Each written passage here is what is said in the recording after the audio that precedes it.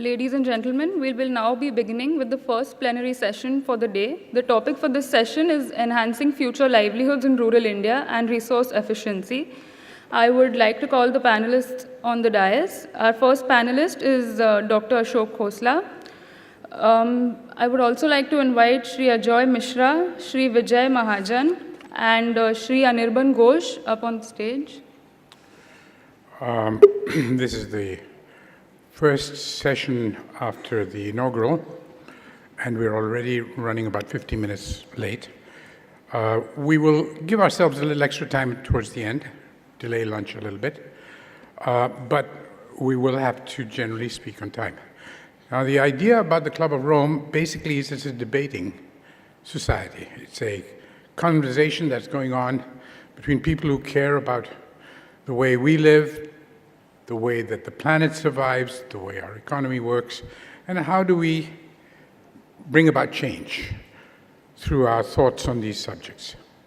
I am not going to make another presentation. I already did that this morning, but I would like very much to introduce you to the panelists and ask them basically to share with you how the fight, if you like, the effort for bringing about a much more inclusive and efficient rural economy can go also with creating jobs. We heard a little bit about that this morning, but I think we now need to get into the hardcore issues. What is easy about it? What's difficult about it? What are the basic potential negative or unintended consequences of making things more efficient, by which we can make more profits, but at the same time, we can't lose sight of our societal obligations to keep creating jobs. The first one is a presentation that we've asked Mr. Ajoy Misra to make. He's the Managing Director and CEO of the Tata Global Beverages Limited. And his company has had a fair amount of experience in both improving efficiency and profitability on the one hand, and taking care of the labor force on the other. So may I invite you, Ajoy, to... Thank you, Mr. Khosla. Ladies and gentlemen, I sat with rapt attention all morning and listened to such macro perspectives of the subject at hand by various luminaries, each of whom have done a lot of deep thinking at national levels and are grappling with very large, countrywide, complex issues. I do not stand here as an expert that can talk at that level. However, I do wish to share another perspective of what a company, a corporate company, which is in a line of business, and how we, are making a difference in our own way, where we control that ecosystem and we can make a difference there. And if you multiply like that across hundreds of companies that operate, maybe in our own way, we can supplement what the government and the governmental organizations and agencies are also doing. And of course, the two must collaborate, and there is a lot of work happening both at the Tata Group as well as in the country to make that happen.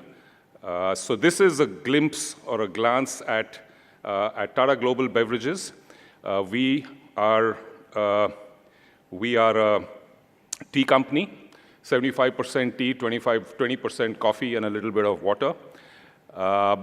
We will talk about some of these programs that we do. I'm conscious about the time, so I'm going to move pretty fast. I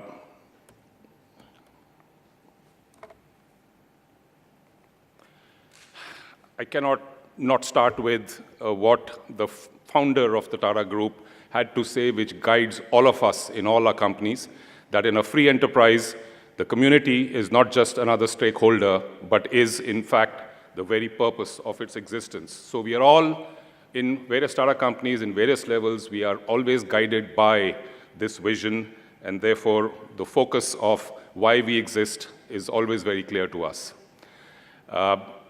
We happen to be the second largest tea company in the world, 330 million servings, brand presence in over 40 countries, 3,000 employees worldwide. We are a global company, but today I'm going to focus about our India play. Tata Tea started off as an Indian company, and we were a plantations company, decided to move up the value chain thereafter, though we still remain substantially invested in the tea plantation businesses as well as the coffee plantation business. But these are our branded products that we play with, just so that you're able to put in context when I'm talking about a few of the things that I am going to talk about. Our vision is to be the most admired natural beverages company in the world by making a big and lasting difference in tea, coffee, and water, guided by the purpose of focusing on creating magical beverage moments for consumers and an eternity of sustainable goodness for our communities. So that's contained pretty much upfront in our sites. We are committed to be the most admired, et cetera, but I think the operative words here are through sustainability and corporate social responsibility and community development, so that's really where the connect comes in. We, in our own way, are supporting sustainable livelihood opportunities for around 1 million people in our value chain. So through a program that we have been leaders in promoting called the Trustee, we are spreading sustainable agricultural practices to over 500,000 workers. These are in the tea plantation sector. And I'll talk a little bit about Trustee program, which is a multi-partner setup that is doing this, and Tata Global Beverages and Tata Group is one of the lead sponsors of this whole program. We are also one of the significant funding partners of the Improving Lives program that is run by UNICEF in the northeast of India. We talked about northeast earlier in the morning. Yes, we are heavily committed to that area in terms of making a difference, so talk a little bit about it. Through our branded product distribution system, we have a very unique program called Gaon Chalo. In Gaon Chalo, we have a rural distribution system in which the last of the villages deep inside is being reached on cycle, and we've created a network of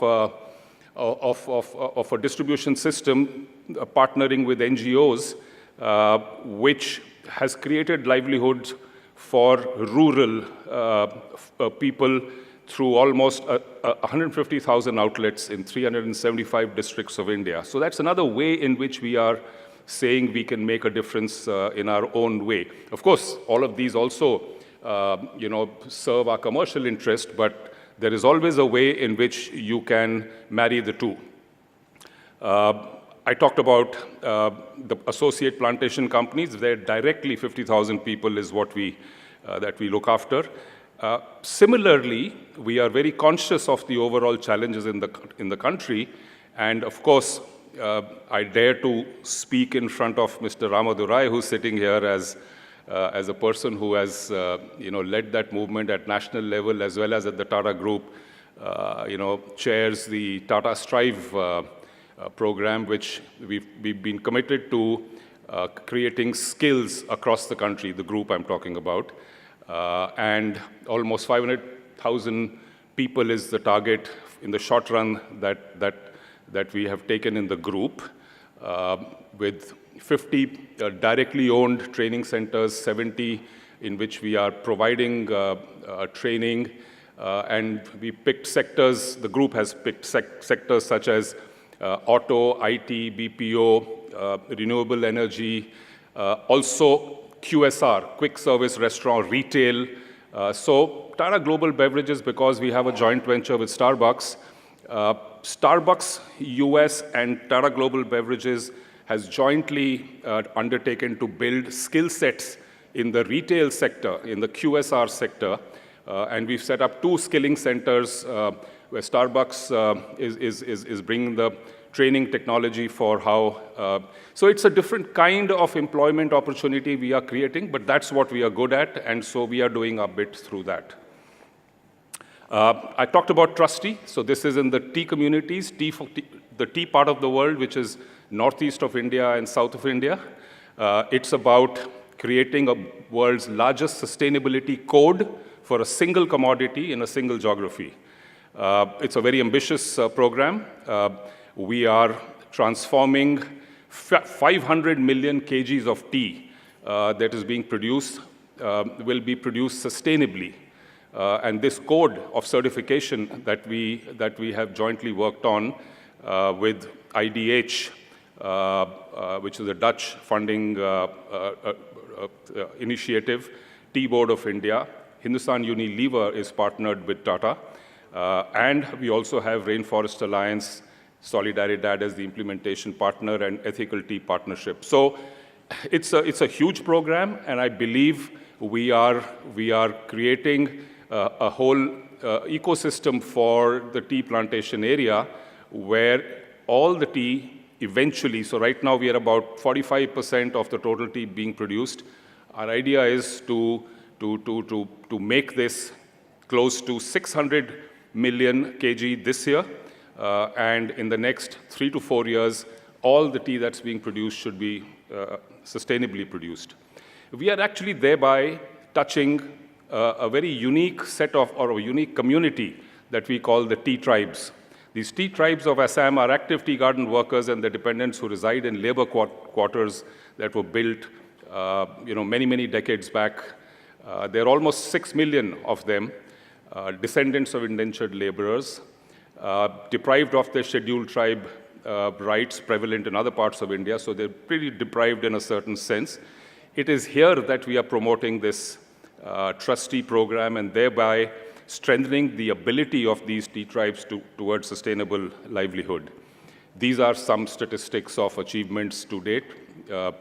At national level may not look like significant numbers, but for us to be able to make a difference, we take great pride in what we are doing. This is the UNICEF program that I talked about. Here it is about empowering the girls, the adolescent girls, empowering them to, and you will hear something I'll just play. 35,000 girls have already been equipped with skills to reduce the risk of violence, abuse, exploitation, and we've set up 776 adolescent girls groups in 140 communities. They are being equipped with skills to inform children of their rights, create an environment where they are protected. We have 1,000 frontline staff trained on child protection issues to build trust between tea communities and local agencies. Our partners, UNICEF, work closely with all levels of government in the Northeast. And the next phase of the program, we are scaling it up because we feel it's been so successful in the pilots that we had undertaken that we will now undertake more and more audacious coverage of communities. I don't want to speak much about it. I just want to show you a 1.5-minute video, which will speak for itself. If we can have that. In Assam, the Ethical Tea Partnership and UNICEF are working together to help girls from tea gardens like Benita to understand their rights. মোক বেছিভাগ সবতকৈ ভাল football খেলি ভাল লাগে কাৰণ football খেলিলে আমাৰ শৰীৰ ভাল থাকে তাৰ পাছত আমি এইটো বুজো যে ফুটবল খেলিলে এজনীত নোৱাৰা কাম মানে আমি সব 11 জনী হৈ কিনে মিলি কিনে কৰিলে মানে হেতু কৰিব পাৰিম এগুৰৰ কাৰণে Access to sports for young girls is often limited in India, but through the Adolescent Girls Group, girls are given the chance to participate, which is changing perceptions in the estate. মোৰ পৰিৱৰ্তন হৈছে মই আগতে গম পোৱা নাছিলোঁ যে বাল্য বিবাহ মানে কি, শিশু শ্ৰমিক মানে কি, শিশু সৰবৰাহ মানে কি, য'ত তেনেকুৱা লিখাটো চাইছিলোঁ, মানে এইটো কি এইটো মই বুজি পোৱা নাছিলোঁ আৰু এইটো কৰিলে কি হয় এইবোৰ মই বুজি পোৱা নাছিলোঁ। যেতিয়াৰ পৰা মই ক্লাবত আহিলোঁ তেতিয়া মেমহঁতৰ লগত লগ কৰি মেমহঁতক যেতিয়া আলোচনা কৰিছে তেতিয়া আমি গম পাইছোঁ আৰু আমি লাইনত গৈ বেলেগকো বুজাই কিনে এতিয়া ড্ৰপ আউট ষ্টুডেণ্টক আমি স্কুল পঠাব পাৰিছোঁ। সেইকাৰণে আমি বহুত আনন্দিত আৰু এভিটা ইউনিচেফক বহুত ধন্যবাদ দিছোঁ যে এইবোৰ আমাক শিকাই দিয়াৰ কাৰণে। The Adolescent Girls Group has also been raising awareness about the issues of child marriage and child trafficking on tea estates through education and peer support. তাৰ খেল ধৰাৰ ভিতৰতে আমি আৰু বহুত গৌৰৱ কৰোঁ আৰু তাক ভাল পাওঁ আৰু গাঁৱৰ মানুহকেইটাও ভাল পায় আৰু খেলতো ভালে আছে আৰু মানুহকেইটাও কয় যে গাঁৱৰ মানুহ যে ছোৱালীটো ভাল আছে, ভাল হ'ব লাগে, ভালকৈ পঢ়া শুনা কৰিব লাগে, সেনেকৈ কৰে। তাৰ কাৰণে আমিও গৌৰৱ কৰি কিনি আৰু নিজৰ বিনীতাক আগবঢ়াই লৈছোঁ আৰু যদিও এতিয়াও যদি আগবাঢ়িব তাক আমি যিমানলৈকে তাৰ ইচ্ছা যিটো আছে সেইটো আমি পূৰা কৰিম। By helping children understand their rights, we can help keep them safe. মই মোৰ বিয়ালৈ এইটোৱে ভাবিছোঁ যেতিয়া মোৰ জীৱনত লক্ষ্য পূৰ হ'ব তেতিয়াহে মই মোৰ বিয়া হ'ম।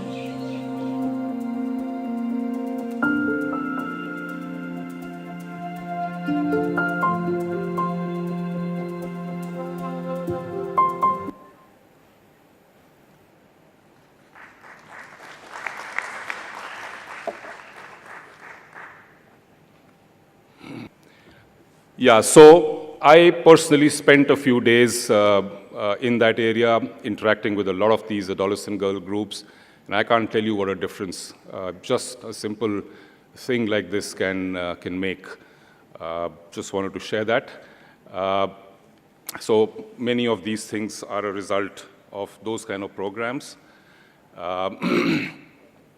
I think the video says it all, so I'm not going to read these out. I mentioned Gaon Chalo.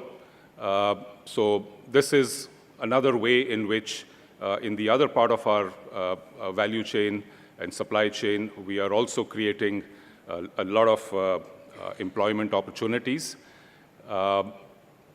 These are some other associate companies of ours also in agri and plantation businesses.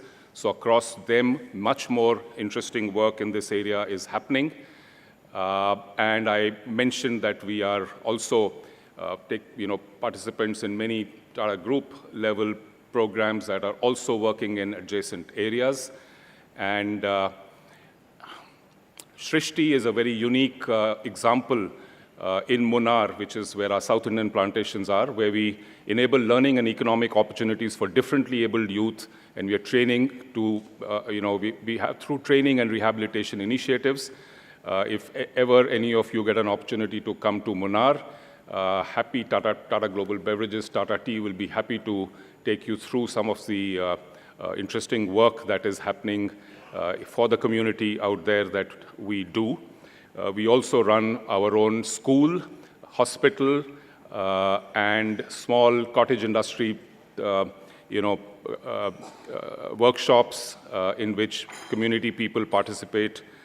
And we create some produce which we sell and supplement their income. So I mentioned Tata Strive, Starbucks. This is a skills program which is bolted on to the larger Tata Group program. Also in the group, we have an affirmative action which Tata Global Beverages also embraces, and it helps. And we have set ourselves aggressive targets to provide employment when we recruit people to have. While we don't believe in a quota system, but in a self-regulatory manner, we set ourselves targets for employing underprivileged youth in different ways. And also we have in Assam another skill development center in Rauta, where we are also skilling a lot of the community people that I talked about. So I just thought I will give you that perspective that at a corporate company level, this is the kind of work a company does, and I hope we can multiply it across. Thank you.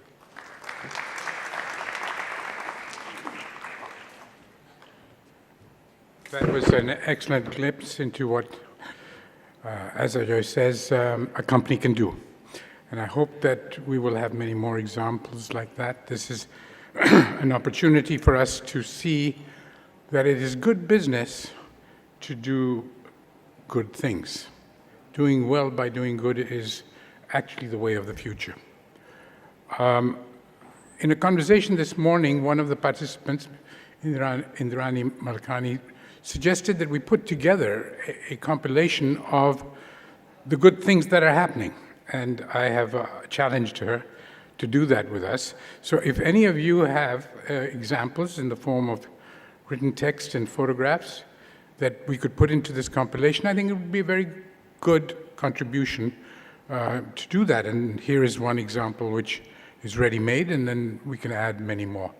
So please keep that in mind. If you have examples, not just from companies, from NGOs, from government agencies, whoever is trying to do what they can to make the world a better place, it goes into this compilation. Now, it is my privilege to invite my very old friend, Vijay Mahajan, who is a doyen of the Civil Society of India, among the very top leaders, who's done enormous work on microfinance, on creating jobs, on really opening up the whole issue of rural development over the last, well, close to 40 years. So may I invite Vijay to take the floor.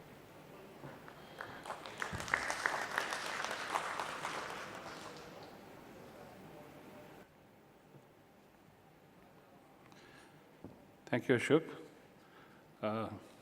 Sanjay, Mr. Ramadurai, fellow panelists and other distinguished guests, members of the audience.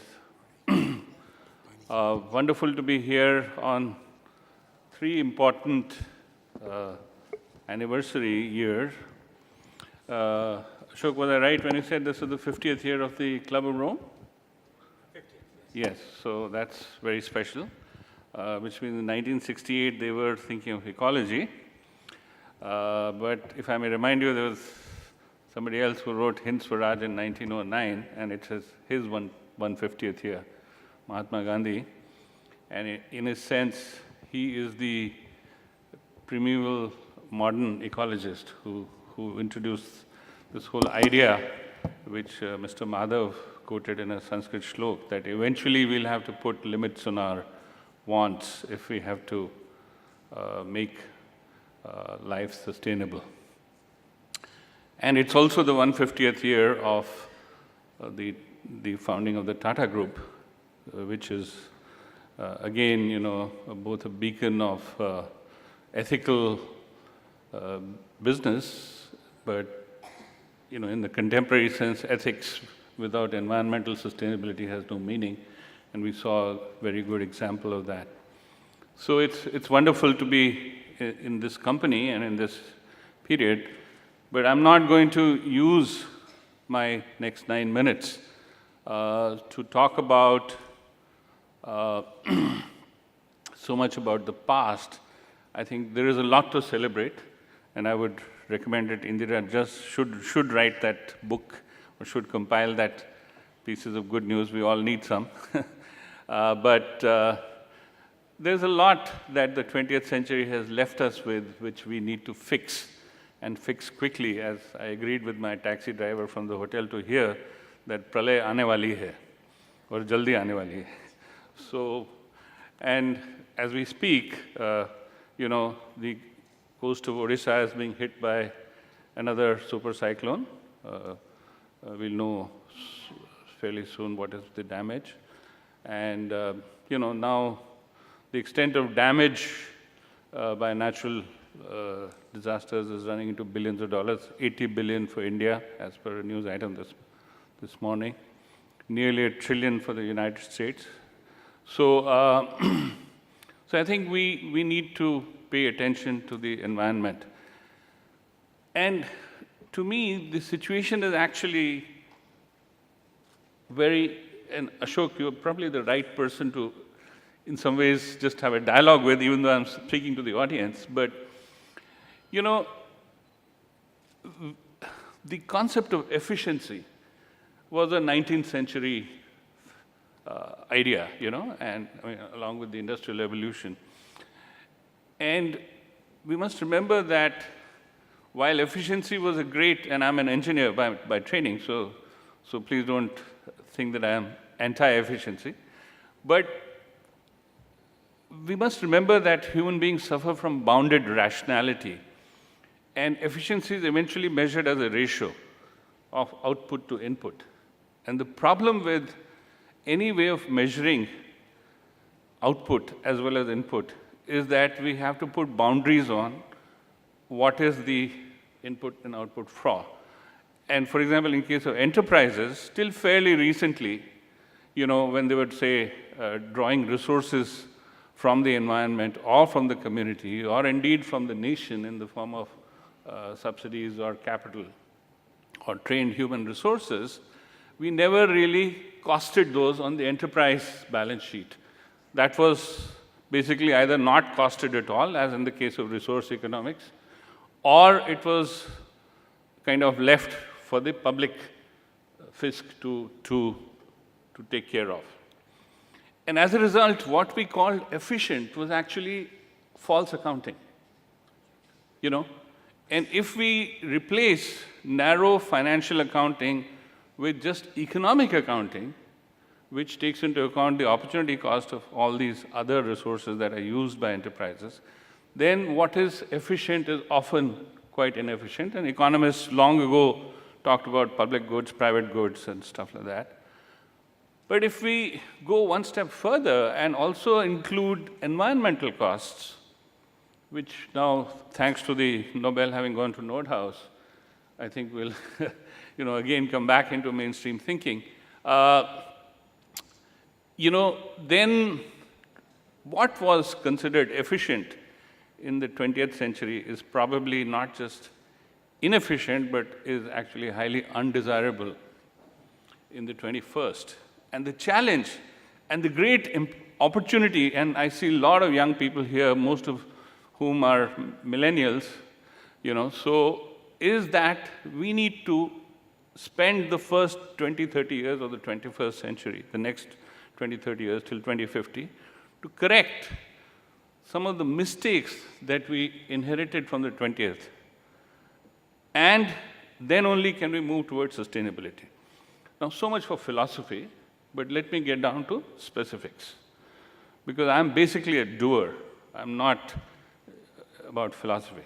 But, philosophy has its place.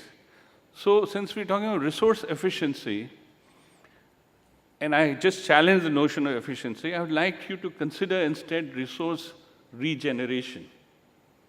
Because of the fact that, unfortunately, due to the wrong understanding of efficiency in the 20th century, and you yourself said, sometime in August we crossed in India our sustainable resource consumption base, and that's true increasingly for the globe. So we need to actually first and foremost focus on resource regeneration. Specifically how? Let's go to rural India, because that's the topic that I was given. So the soil, the water, the biodiversity, whether in terms of crops or in forests, has all been significantly degraded and eroded in the last 50 years. Punjab, our most sort of agriculturally prosperous state, the soil is microbially dead because of excessive use of chemical fertilizers. We need to, it's not a hopeless situation. It takes only 3 years of reasonably easy to learn and reasonably labor-intensive treatment to restore soil health for soil that has been treated with just chemical fertilizer for the last 50 years. Now, this is the natural capital that we heard Ranjit Berthakur talk about. But the natural capital, Ranjit, we have to take into account, we are starting with a degraded base. So the first investment would have to be in regenerating its productivity. So in case of agriculture, the primary resource is the soil. You know, we talk about land, but land is by itself is of no use to a farmer unless it has soil. And our soil requires regeneration. There are methodologies and experiments and technologies available, but we need to put policy and resources behind it. Since we talked about what are the opportunities for policy and for business, you know, I would like to see a Tata company focusing on natural resource regeneration and use the same level of smart thinking, business-like thinking that was used in, say, Tata Global Beverages to address these issues and make them investable, you know. We are in BSc, and you know that not a penny will come from India or the world's capital market to an idea which is just good. It has to have A, a return on investment, and B, a return on investment under institutional conditions where there's a reasonable chance for those who invest to get a return adjusted for risk. And therefore, that's a huge task of institutional redesign that we have to do. But the good news is that we have the experience, we have the knowledge to have done this in sector after sector, not just in the world, but in our own country. I mean, to take an example of infrastructure, till about 20, 25 years ago, infrastructure was considered something that the government has to do through the public fisc.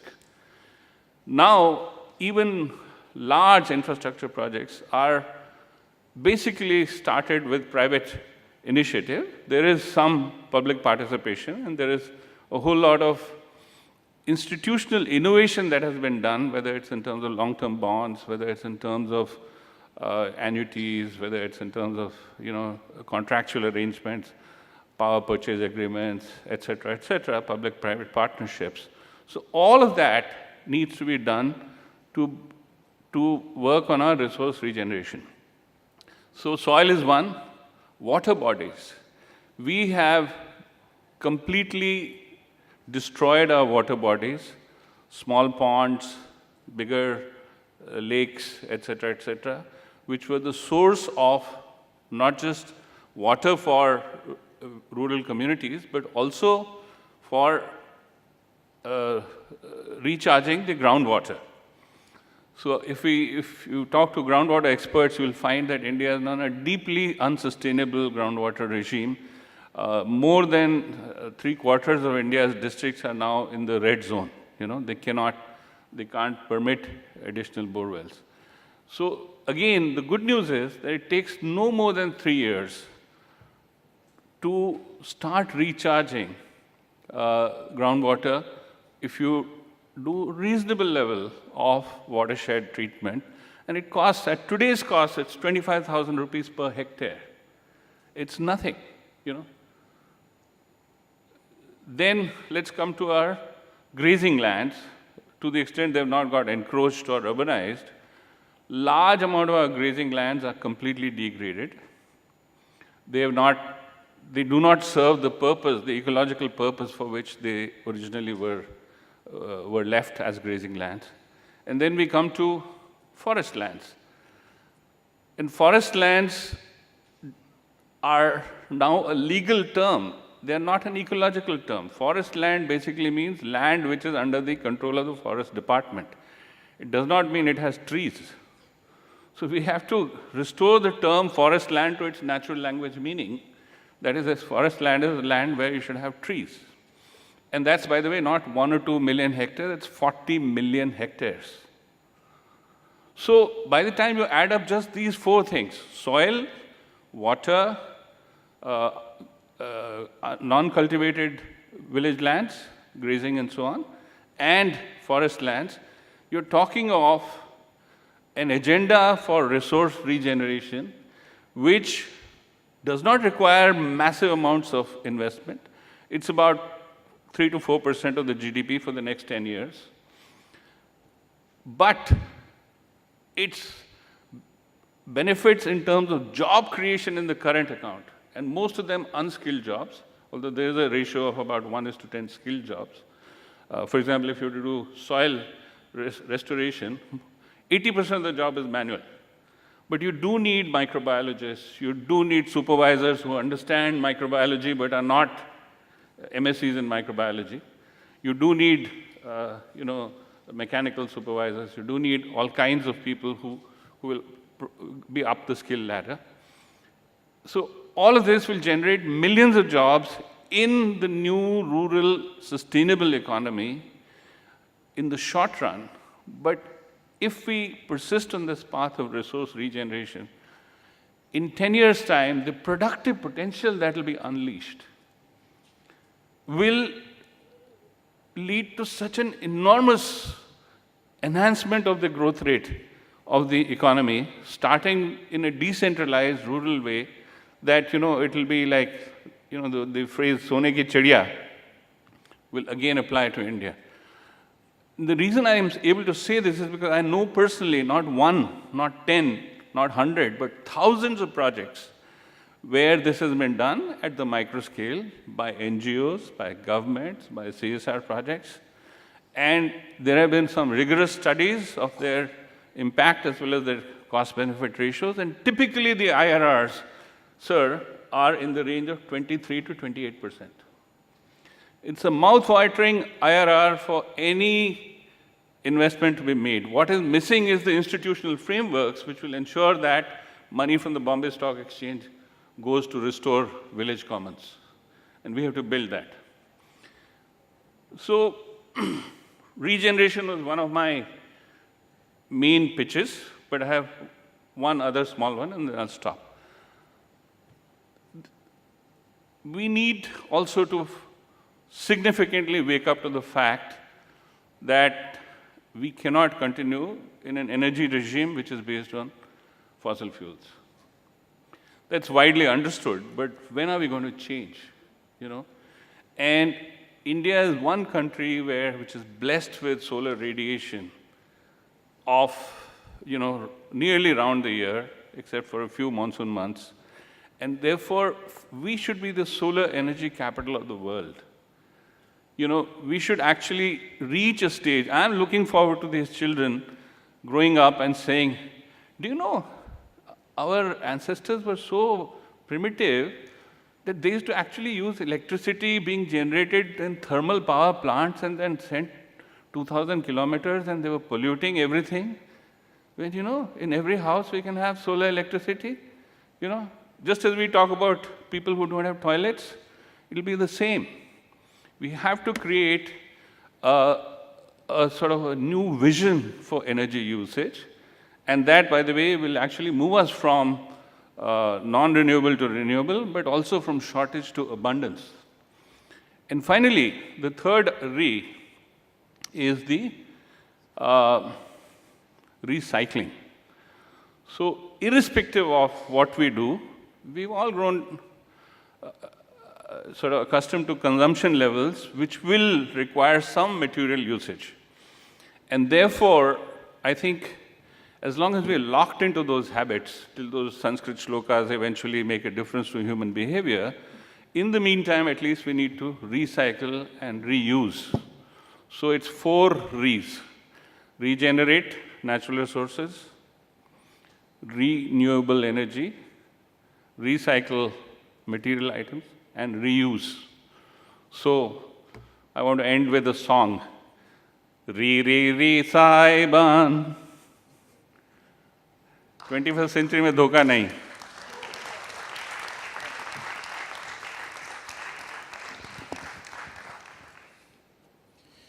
Thank you, Vijay. That was deeply insightful and very helpful. And I think not just the young in this room, but every one of us needs to look at the 4 Res in a way that they impact our lives. We have a lot of choices that each one of us can make for bettering our lives, and each one of them has an alternative which is good both for us and for the planet.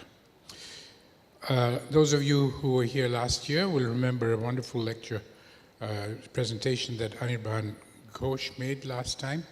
He is the chief of sustainability in the Mahindra group, and I'm privileged to invite him to take the floor.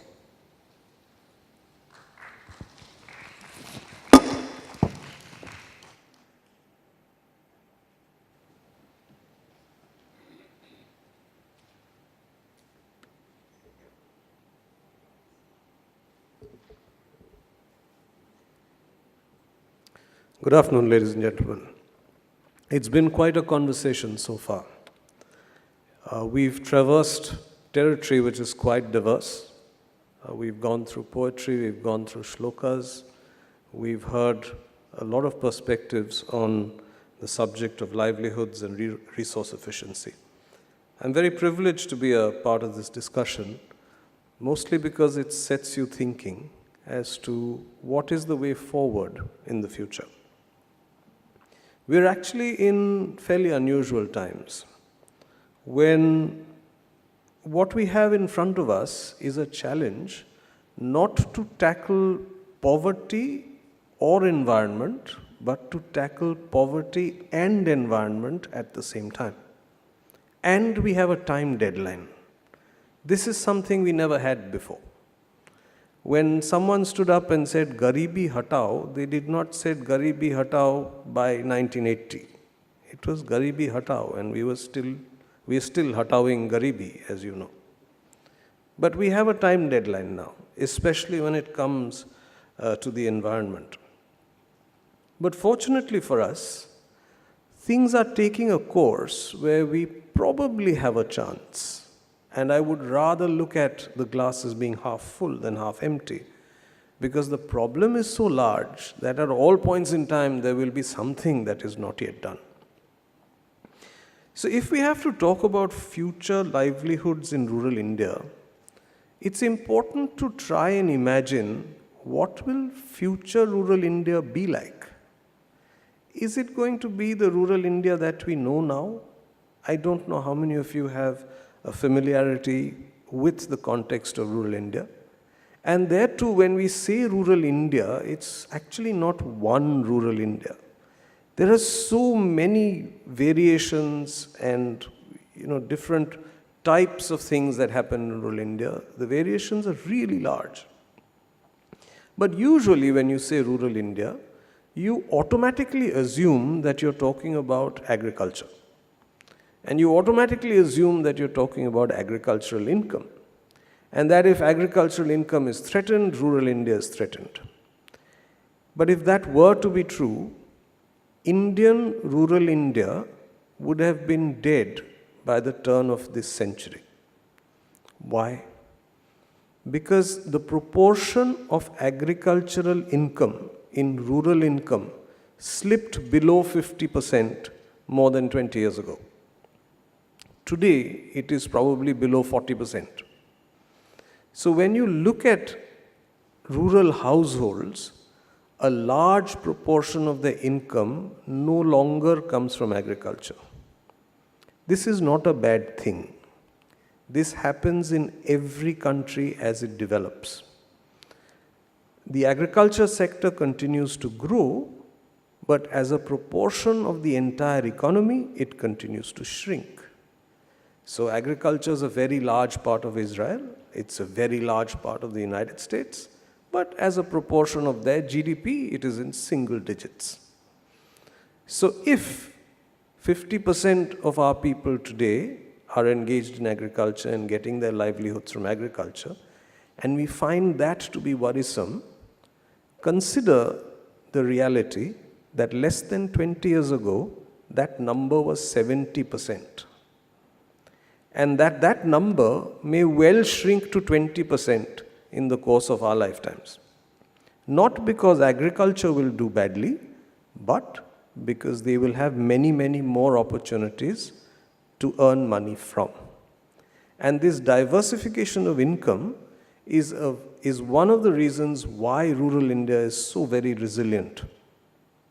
I remember being in a village at the height of drought, sometime around 2009, which was a very big drought really.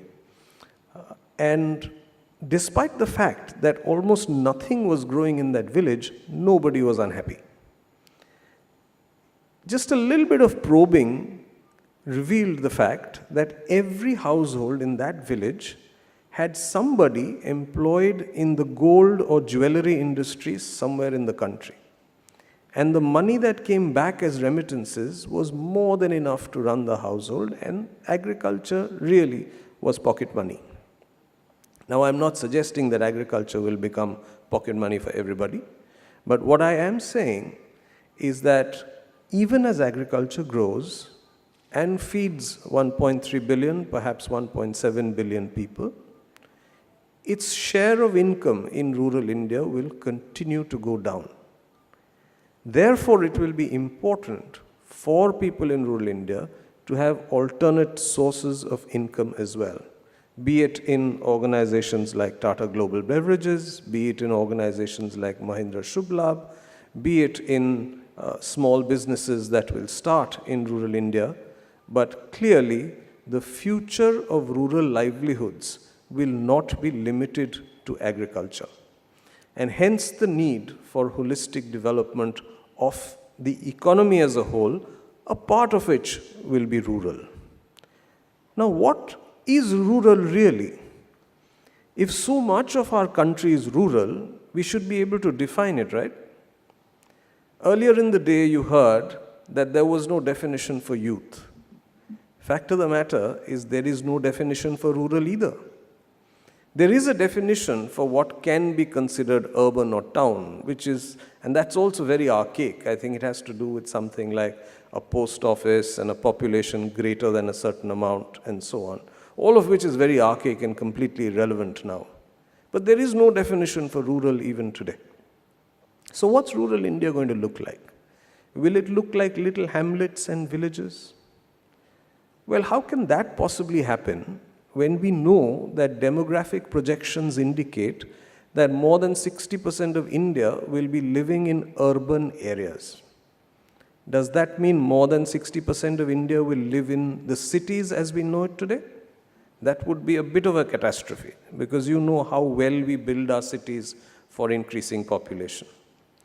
The good news is that while there will be migration to the cities as we know it today, there will also be urbanization of our villages and increase in size of the smaller towns. Hopefully, we will figure out a way of doing it in a sustainable manner. In a conference like this, I was listening to a gentleman who came from the town of Devariya in UP, a small town by any means, who has now done very well and probably earns his money in the United States, but has a heart of gold and comes and invests back in Devariya and helps in its development. And he was talking about how the population of Devariya was projected to be 4 times more than what it is now in a span of 20 to 25 years. And he was saying what sort of steps were being taken to make Devariya a better place to live in. But the fact of the matter is that most of our development is very higgledy-piggledy in nature. You know, houses come up, roads go somewhere, facilities come up in some strange way. We certainly can't claim to be a civilization that sort of plans its development very well. Zoning laws don't exist and so on. So we had a conversation and said, look, if we know that the population is going to be 3 to 4 times, are we going to have the same Devariya that we have in a size which is maybe 3 to 4 times larger? Or is it possible to create a development model where we say, okay, within these boundaries, Devariya will be what it is now, but the population increase that will happen in a much better, more sustainable manner. These are steps which then provide future livelihood opportunities and future sustainable environments, not just for the rural India as we know it today, but the rural India that is likely to happen in the next 10 or 20 years' time. Now, you've heard already that every time that there is an increase in income as affluence comes in, responsibility gives way to convenience. In fact, maybe you shouldn't call it responsibility, because that responsibility comes more from scarcity than for anything else. You can really call it responsibility when you have a choice and you choose to be responsible. But anyway, keeping that aside, convenience then leads to a whole lot of resource inefficiency and the generation of a whole lot of waste. You and I have done it in our lives. As we have grown up, as our parents have done well in life, the amount of waste we've generated in our lives has been higher than it was before. And there is no reason to believe that it will not happen anywhere else.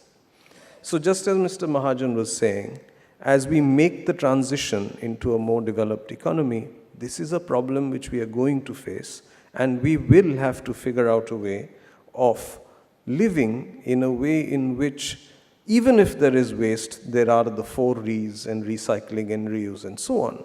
Because whether we like it or not, certain natural resources will be scarce and will be hard to come by. One of which will, of course, be water. A lot has been said. All I want to say is this: the solution is actually known to us. It has also been implemented in many places. I am personally aware that Mr. Mahajan's organizations have done wonderful work in that area. We in Mahindra have had the opportunity to implement projects in which we have doubled the income of our rural brethren within a span of 5 years' time. We've ensured that water, which used to run out in villages in about 6 to 7 months' time, lasts 12 months. Crop production has increased, and crop productivity has increased 30 to 40 times. Clearly, it is possible and it is known, and there is proof of how we can ensure better lives in rural India. But I'm mentioning it to you because the program that funds this is very phlegmatic. Sometimes there is money in the program, sometimes there isn't money in the program, sometimes it's diverted somewhere else, sometimes it comes right back in because there is an officer who believes this is the right thing to do. This is not how you can go about running the country sustainably for a resource which you know is the most critical resource for the future, such as water. Clearly, there has to be some consistency, and if we all agree that water is this big problem, then funding of the integrated watershed management program, which along with the implementation of micro-irrigation can actually solve the country's problem, and there are enough papers on this, is something which we must invest in and make sure that it gets done well. Just as I told you about the funding of the IWMP, I must also tell you that there have been policies in place to try and get farmers to adopt micro-irrigation. And micro-irrigation can cut the requirement of fresh water in agriculture by 30 to 40%. And if you were to do micro-irrigation in a large scale, loads of employment opportunities come up in rural India. But the fact of the matter is that the current policies have only enabled 10% penetration out of potential over a 30-year period. Somebody has to smell the salts and say, okay, these policies have done the job that they were supposed to do. We need different policies now, and we've got to go from 10% to 80% as quickly as we can, because we just cannot afford to have this inefficient form of irrigation in our country. And the new form of irrigation is not just water efficient, but often leads to much higher crop productivity as well. So these are some of the things which one has to look at if we want to ensure sustainable future livelihoods in the future rural portions of India, as it may be.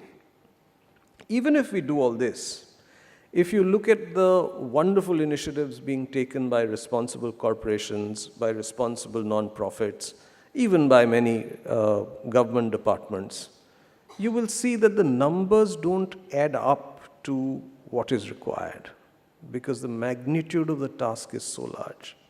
And this is why one of the conversations we have within Mahindra is, despite all that we do, this is not enough. And we've got to get more investment, we've got to get more action, and we've got to get a more planned way of attacking this problem if we really want to solve this problem. In a sense, it's almost like asking for 1 billion flowers to bloom at the same time. Can we do it? There has been a recent example of government action which gives me a lot of hope. And I hope that we see something similar again in the space of rural livelihoods and environment. And the government action I'm talking about is electrification of Indian villages. In this program, for the first time, I heard a minister speaking like a strategic planner of a corporate organization. He could, at the drop of the hat, say how many villages did not have a single electric light. And what was the plan to ensure that every village would have at least a certain amount of electricity available in the village? And how was that going to be achieved? He was also very clear that that was not the end, that the end would be when every household would get electricity. And what was the plan for that? And in addition, he went on to say that there are 18,000 villages in the country where electricity will never reach, not in the form of the normal grid. Therefore, we will have to look at decentralized solar for these 18,000 villages. Other people may also use it, but these 18,000 have no other choice. Now, that sort of thinking and planning indicated that, yes, this is likely to happen. And you know, over time, the announcements have been made. Electricity has reached all our villages, and that the work is going on to make sure that we have energy access in much better form in rural India. Is it complete? Certainly not. Is it a step in the right direction? Certainly is. Is it being done well? I personally think so.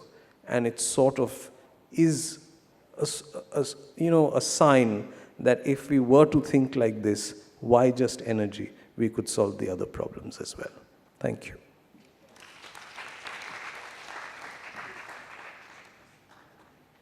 Thank you. All three presentations were really very well worthwhile.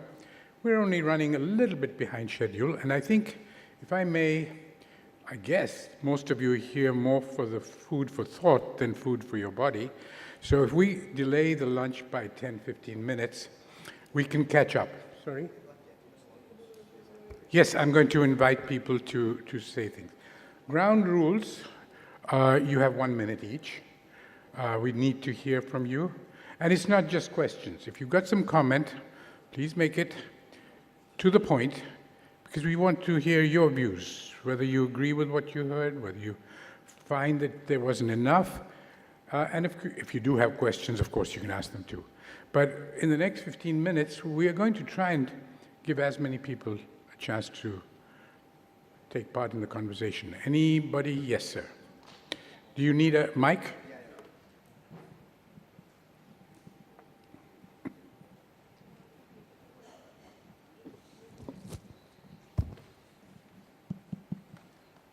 Good afternoon, everybody. So we had wonderful thoughts throughout the day, and it's been fantastic. I have to say a few things which are very, very important to be noted. We Indians are extremely good at thoughts. We are a think tank. Whether you are in India, could you bring the microphone a little yeah. closer? So whether we are in India or we are overseas working, our thoughts are fabulous. Now, when we are overseas, when we start thinking, we think one end to another.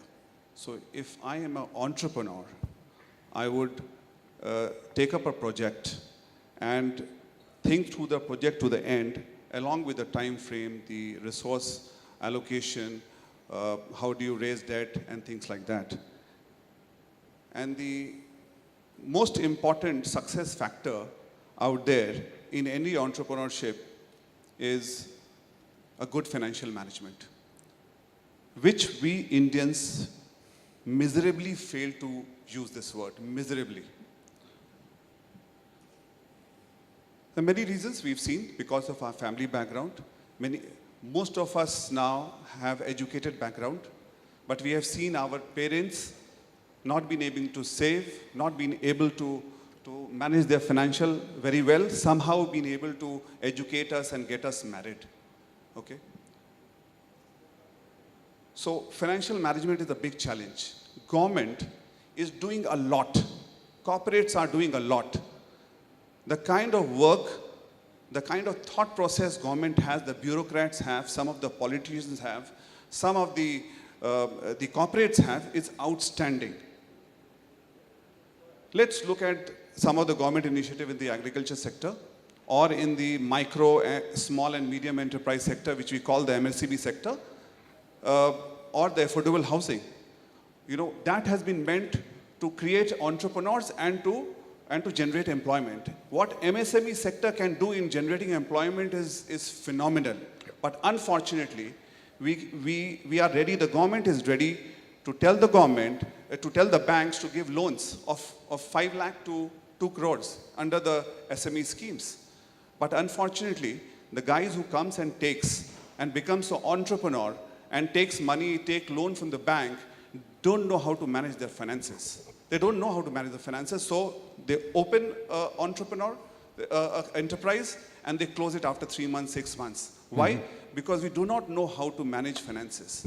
Financial management, so we employ 20, 30 people and we lay off, the enterprise is closed in that sense. The amount of resources, because the topic is resource management as well, resource efficiency, the amount of resources that we're investing in the country through banks or our personal money is phenomenal, and that's creating employment in the country. Therefore, I think it's important for all of us to note that it's not only about employment, or it's not about giving money to people. It's about telling people how to manage their finances. Thank you. Entrepreneurs. Well, this is true, and telling them is not enough. You've got to teach them and work with them. So the way, one second. Yes. The way government is working in skill development, okay? Yes. I think government needs to create financial management enterprise, call people before giving them loan to make them understand how Very to good manage point. their finances. That's Thank very, you. very important. You're quite right. I think this is very true. There are countries like Finland, where I've recently been visiting, and Germany, where they teach financial management in class 2. And it's embedded in the thinking of all adults. And you're quite right. It makes a huge difference. I must move things along because I do want to hear other views and specifically major items that you think have been forgotten, which we need to convey to policymakers or to academics or to scientists. Any other comments or questions?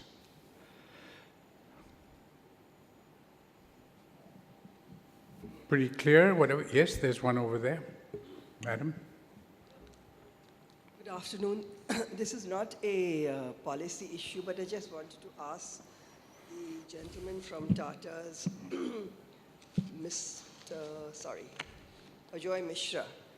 You know, this is a comment I heard recently that A little closer. yeah, that Muga production was very seriously damaged in Assam. So I want to know from a perspective of verification that has anything been done regarding the sustainability of the tea gardens, which I believe the pesticides being used there are damaging the Muga industry. And if it is happening, or if it is not happening, what is being done for managing the ecosystem of other livelihoods? We will ask him to answer that question in a minute. Any other comments or questions? Yes, sir. Right here. Hi. My question and the thing that I'm bringing up is a little away, but still related to what we are discussing today. It's got to do with the corporate social responsibility, because we have been talking about the movement from linear economy to a circular economy, including of social, environmental, and financial issues. Like, all of that need to be addressed in parallel. We see that certain companies are investing very wisely and widely in corporate social responsibility funds. At the same time, while we expect the governments to do a lot in solving the problems that we are discussing today related to skills, creating jobs, I personally believe that I think if the laws that have been made were reinforced better, that is, the minimum percentage is defined for all the corporates to invest, things would have been looking very different today, but there's still a lot of hope. So, I would love to hear some thoughts on how can the governments ensure that the reinforcement is there, because in India, whether it's about bans or about policies, I think a lot of time where we fail is the execution of those policies and reinforcement. So I would love to hear some thoughts from the panel on that. Yeah, execution is a major weakness in our country. And the previous comment about financial literacy or financial understanding, if companies understood what Vijay was saying, that there are options, opportunities, of IRRs at the range of 25-30% in natural regeneration, then why would they be sitting in Bombay making widgets when they could be making much more money planting trees and growing fruits and agriculture? So, I mean, there is a lot of lack of knowledge which we've got to get out there. There's a gentleman at the back. Yeah, I have a question for Ajoy Misra. You presented 4 of your initiatives, Tata Strive, Trustee, Unnati and Apiti. Apparently, they are quite successful. So if I want to understand, what is the plan of standardizing, replicating, sustaining and growing them? And if our NGO wants to work with Tata in these efforts, how can we go about doing it? Thank you. I will just pass on the questions to the panelists. I think we've got room for 1 or 2 more. Quick. Comments or questions? Yes, sir. So talking about financial management, you're seeing a change when big corporates are coming under the radar. So what to talk about these small organizations? Well, their radar is even smaller, so nothing is coming in them. That's the problem. I think we've had pretty well everybody's comments. May I start? Maybe, Ajoy, would you like to answer the 1 or 2 questions you had? Yeah, first let me address the comment made by the lady.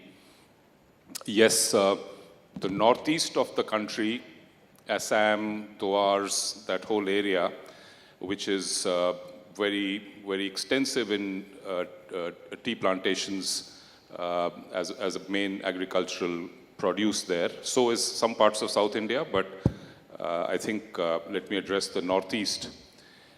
It's actually between the South Indian conditions for tea growing, as well as in some other parts of the world, actually the most challenging geography where, from a sustainability point of view, where tea grows so extensively, almost 700 million kilograms a year, is Assam and the Northeast. Why is it challenging?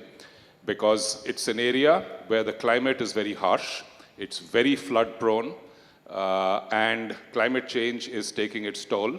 It's an area where the incidence of pest attacks is very, very high, and it has all other socio-economic challenges, not to speak of off and on insurgency-related issues, which also plantation companies have to grapple with, etc. So, challenging part of the world.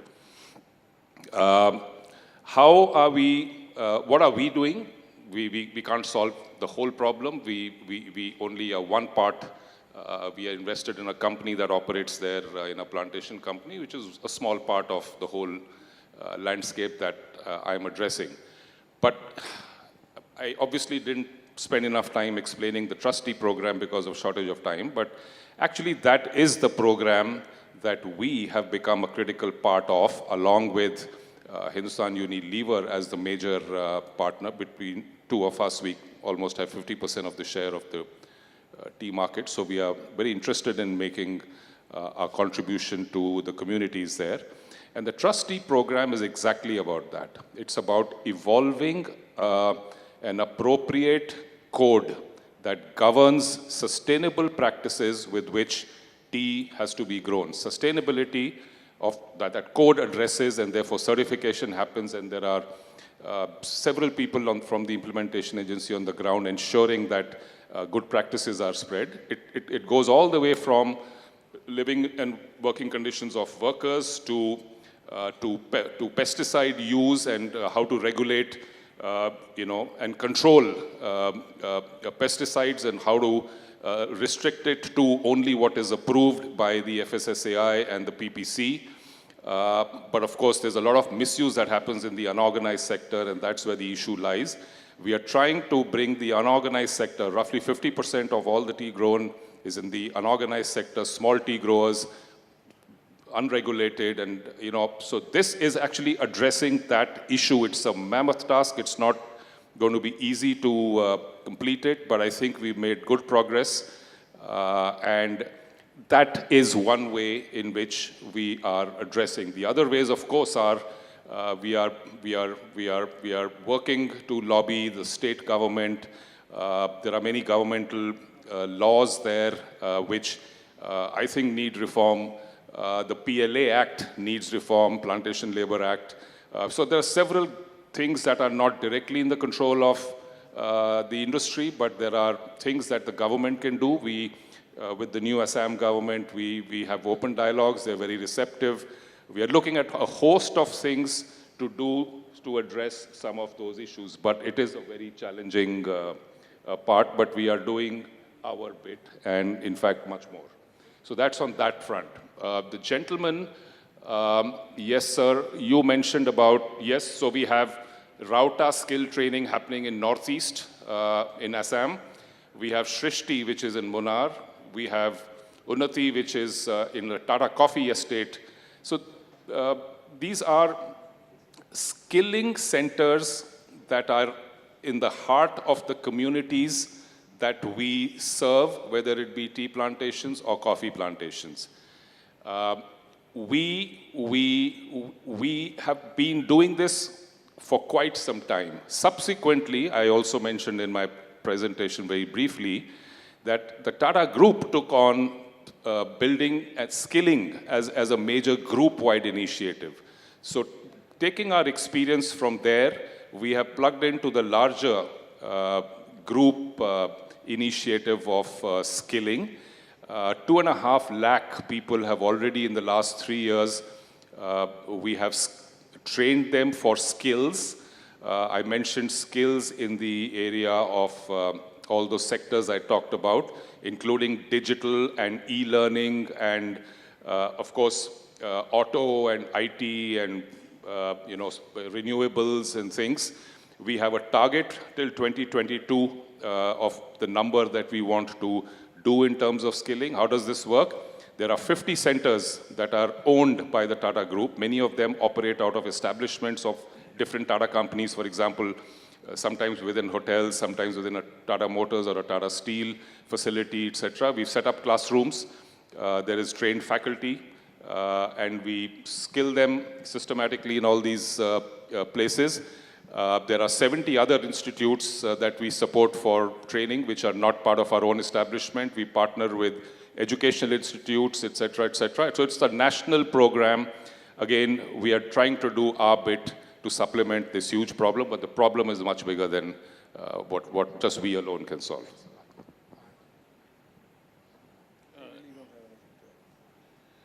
I don't really have any response to any of the comments, but I do want to add, so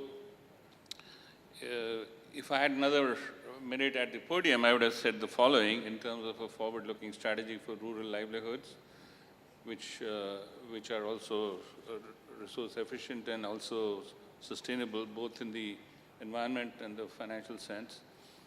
And just to make it catchy, I'm sort of using an alliteration. So there are 3 things in which rural India has comparative advantage. One is photosynthesis, the sun.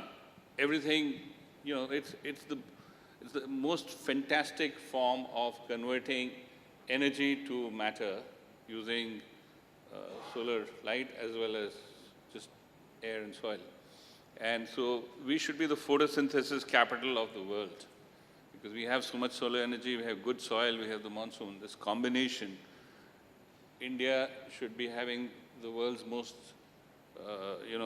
biodiverse crops, biodiverse forests, and all the vegetation in between. The second P is photovoltaic. Once again, we need to switch seriously to solar energy and, do away with this. I mean, only fossils can think of fossil fuels. We have to get aggressive about, this 19th and 20th century leftover way of thinking of using energy. And the third photo is photographic. Rural India is incredibly beautiful, incredibly diverse, incredibly attractive, compared to even the most fancy locations in our big cities.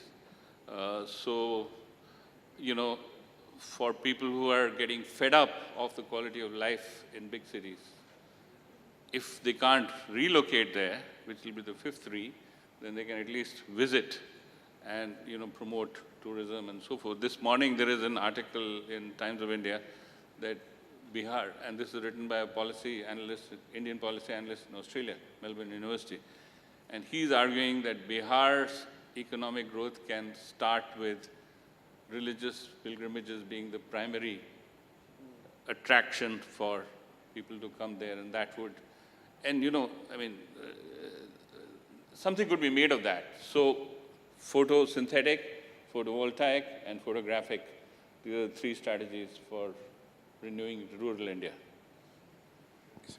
I would have turned your third P photogenic, because photographic is the fourth P, which I think is terrific, because photography and image manipulation are things that are very difficult to mechanize, and they need human pattern recognition.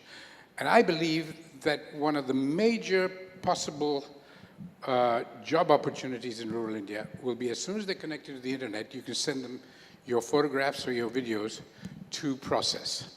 So I think there's a fourth P which you need to add, and it's going to be big. Thank you. So we've been talking of rural livelihoods, and typically livelihood means profession, and people can do what they're able to do.